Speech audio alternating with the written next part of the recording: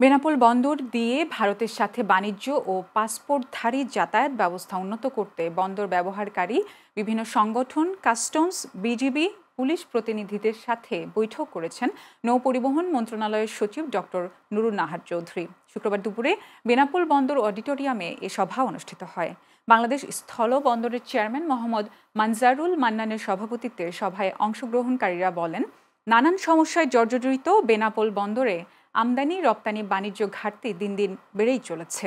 Customs বন্দরের দুর্বল অবকাঠামোর ও ক্রেন ফরক্লিপের সমস্যার কারণে প্রতিনিয়ত সমস্যা হচ্ছে বেনাপোল বন্দর দিয়ে পণ্য খালাস প্রক্রিয়ায়। এছাড়া আইন শৃঙ্খলার অবনতিতে প্রতিনিয়ত বন্দরে দালাল চক্রের প্রতারণার শিকার হচ্ছেন দেশ বিদেশি পাসপোর্টধারীরা।